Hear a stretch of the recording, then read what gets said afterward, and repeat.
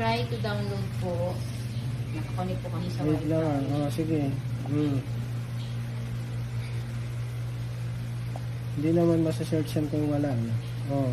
Open again. Kasi bakit store keeps stopping? Laging ganyan lang lumalabas. Opo. Ayan po.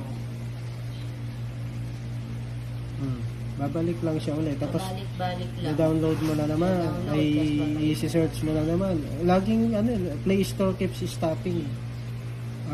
Paano ba gagawin dyan para ma-download ang Loibers?